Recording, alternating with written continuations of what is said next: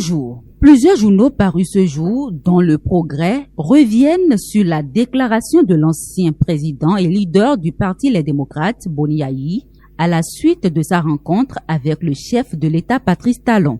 Déçu de la tournure politique actuelle, l'ex-chef d'État appelle le peuple à s'affranchir par le dialogue, nous apprend Khonoubo.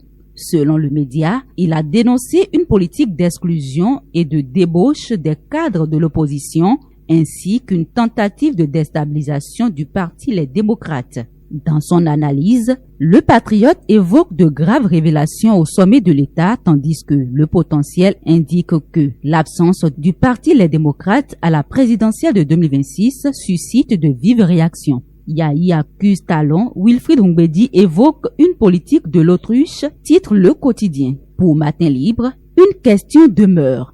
Et si Sodinou n'avait fait que porter les fardeaux? Le même journal rapporte dans un autre article les propos du candidat Jude Lodjou. Notre candidature a été rejetée parce que notre idéal dérange.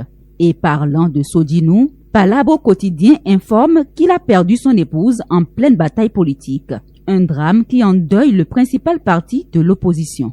Ce vendredi 31 octobre 2025 marque l'ouverture de la deuxième session ordinaire de l'Assemblée nationale béninoise. Au menu, l'examen du budget général de l'État et plusieurs réformes importantes, informe l'affiche du jour. Dabarou confirme la tenue effective de la rentrée parlementaire et rapporte que Vitali Botton a dévoilé les grands dossiers et enjeux qui attendent les députés au cours de cette session. Par ailleurs, la Nouvelle Tribune analyse les défis auxquels le Parti Les Démocrates est confronté à l'approche des élections générales de 2026 et titre en manchette. Le navire RD pourrait-il résister à la tempête?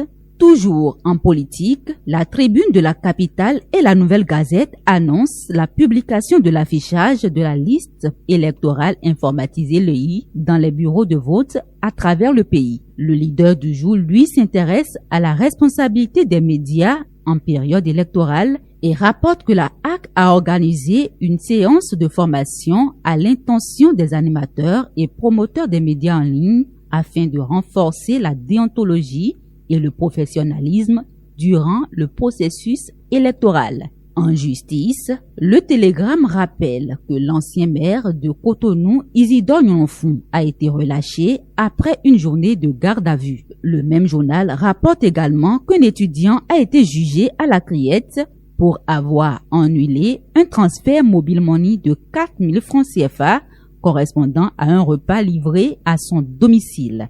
À l'international, DB Media relaie une nouvelle qui fait grand bruit. Donald Trump relance les essais nucléaires. À l'international, DB Media relaie une nouvelle qui fait grand bruit. Donald Trump relance les essais nucléaires américains interrompus depuis plus de 30 ans. Le président américain a ordonné à son ministre de la Défense de reprendre les tests en réaction à un essai de drone sous-marin nucléaire effectué par la Russie. Fin de cette revue de presse.